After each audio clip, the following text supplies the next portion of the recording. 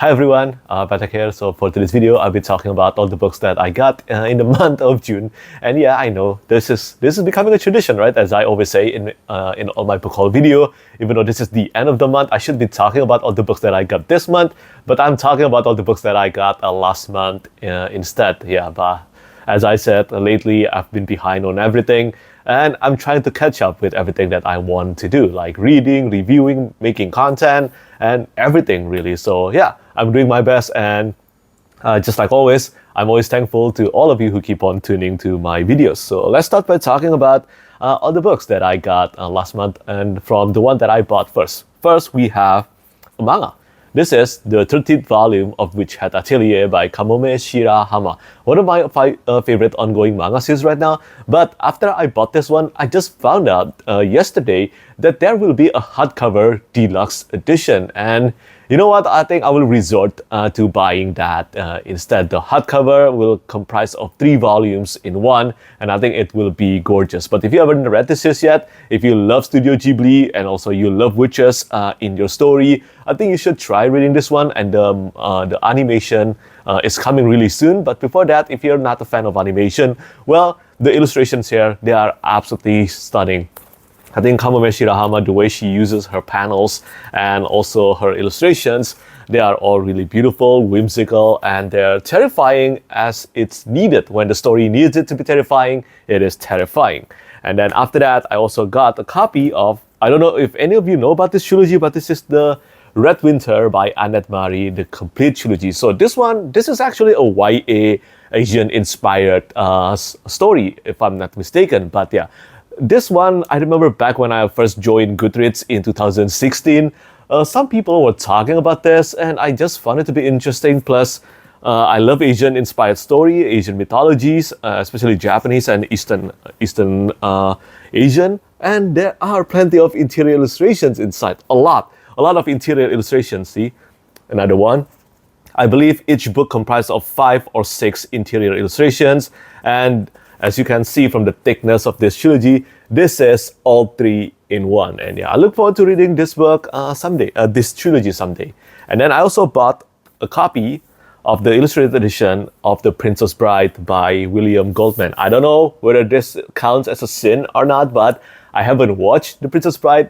I haven't read The Princess Bride at all. I don't know what this story about, but many people love this one. I do know the meme though about the one, "You Killed My Father" one. Yeah, that meme, I do know about that, but I haven't read The Princess Bride. I haven't watched that as well. So I saw this one being discounted. I might as well get a copy of the illustrated edition. And yeah, this is, as you can probably tell, this is illustrated by Michael Maino Mivibul, and there are plenty of beautiful illustrations inside, such as this one. Pretty, right?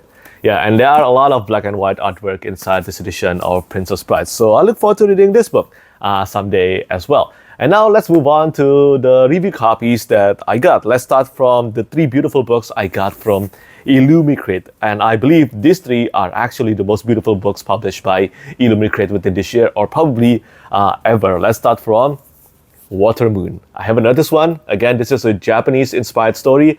Water Moon by Samantha Soto Yambao. And yeah, this is the back cover. This is the front cover. Beautiful. Look at the gold foil. And this is the spine. On top of that, we have this beautiful end paper by Huang Lao, who I have worked with as well on the Brook and Rose trilogy. But take a look at that. And then there's more.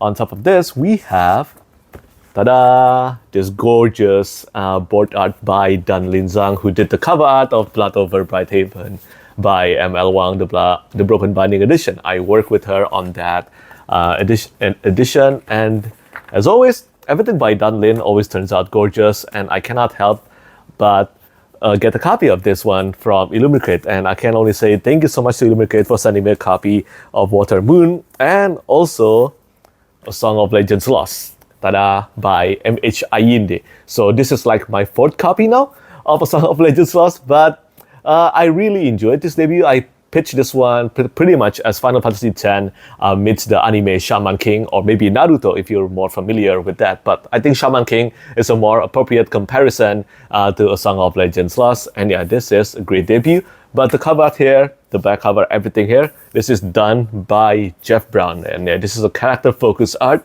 which is quite different from Jeff Brown's usual artwork, but I think he did a great job with this one. And this is the end paper by Maxime Minard. There is some foil here. I don't know if you can see it, but yeah, there's a gold foil here. And this is the board art, beautiful, black on black, black foil on black board. It turns out gorgeous. And this is the back and paper, again by Maxime Minard. This is a scene near the end of the book, and yeah, this is a beautiful illustration.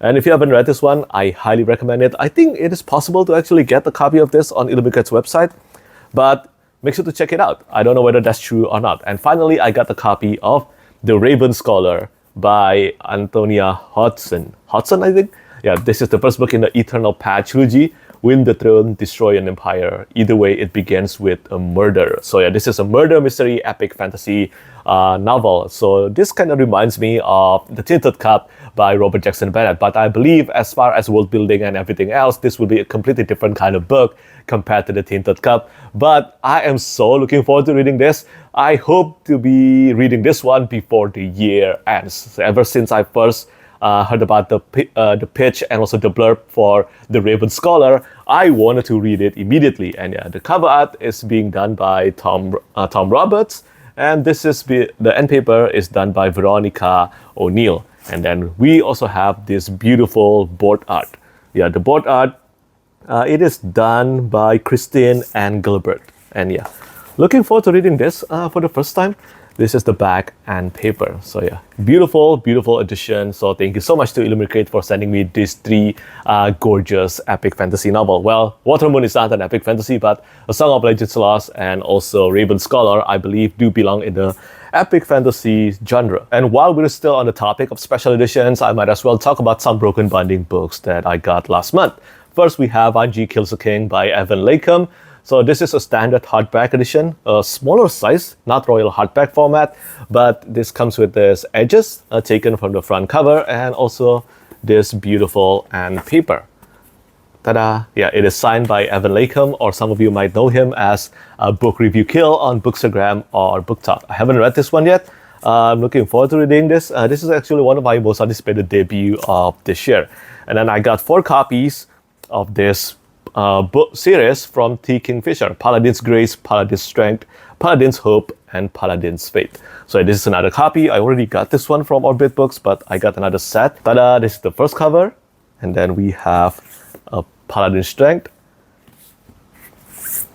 Paladin's Hope, and finally, Paladin's Faith. If you have read this series, do let me know what you think about it. Did you enjoy it? But I think I actually featured this on my previous book haul video. And finally, from the Broken Binding, I got this gorgeous, absolutely gorgeous, and I'm kind of biased about this.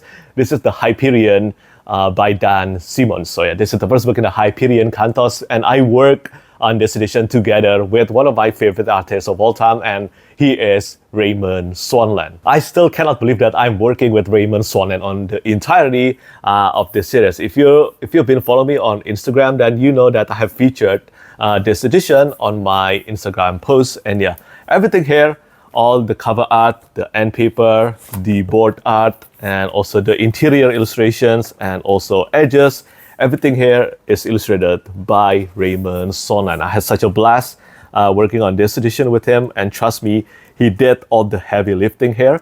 And I'm really happy with how this one turns out. And we're working on the rest of the Hyperion Cantos right now. And as you can probably tell, there are 6 interior illustrations for 6 stories inside Hyperion. So yeah, those are all the Broken Binding books that I got. Wait, actually there is one more. So one of the things that made this edition of Hyperion kind of special, I guess, more special, is that it comes with an extra dust jacket. The dust jacket is the classic cover art by Gary Radel. But for this one, Doomsday Book, well, I have only the dust jacket here because the Broken Binding decided to send another dust jacket because the previous dust jacket actually has a lot of bleed throughout the back cover from the foiling and also emboss on the front cover, this one. Personally speaking, I prefer this cover much more. than this one. But, well, readers can choose whether they want to use the light or the darkness portion of the cover art. Personally speaking, again, as I said, I love this one much more. I think it depicts the hope and also the Black Death portion of the novel. But, well, I haven't read the book yet. This one is mostly a design. Well, I helped with the composition of the front cover, but, well, the design and also the details, I think all of them were handled by someone else. Eon. Yeah, Eon handled that. And so let's talk about the traditionally published book that I got. First, let's start from the one I got from Orbit Books, and the first one is The Last Vigilant by Mark A. Latham. So this one, the cover art, as you can probably see here, this one instantly reminded me of The Eye of the World by Robert Jordan, but I don't know whether the book actually will remind us of the classic fantasy, The Eye of the World, the first book in the Wheel of Time. But as far as cover art goes, it definitely captured that vibe. I believe the cover art is being done by Melanie Delon. If you have read The Last Vigilant, let me know what you think about it. And then I also got a copy of the second book in the Sansi trilogy, and that is The Ashfire King by Chelsea Abdullah. Now, for this one, I haven't read the first book yet, so I cannot really talk about what this book or this series is about. But if you have read this one, again, let me know what you think about it. But I remember when the first book came out, there were a lot of praises toward the first book. And then I got one of my most anticipated novel of this year, and it is an advanced reading copy of Empire of the Dawn by J. Kristoff. Yeah, this is the final book in the Empire of the Vampire trilogy. This will conclude the trilogy. But this book will be published in this November together with Shadows Upon Time and also with The Strength of the View. So yeah, November will be packed with incredible epic fantasy and sci-fi novels. But yeah, I still need to read the second book, Empire of the Damned, before diving into Empire of the Dawn. But I'm really thankful to J. Kristoff for sending me a copy of this arc. And yeah, finally, the last traditionally published novel that I got last month, it is this chunky book. It is King Sorrow, advanced reading copy by Joe Hill. This is the newest book by Joe Hill, and you can look at that. This is huge. I think this is 900 pages long. Yeah, it is almost 900 pages long, but this, I believe, is a horror epic fantasy, and dragons are definitely involved in this novel. I haven't read this one yet, but I look forward to reading it for the first time. I haven't read anything by Joe Hill yet, but many people have told me that he is almost as good or sometimes even better than Stephen King, and I think that's really awesome. So yeah. And lastly, before I move on to the self-published fantasy portion, I also got a copy of Omniscient Reader. This is Omniscient Reader's Viewpoint by Sing Song.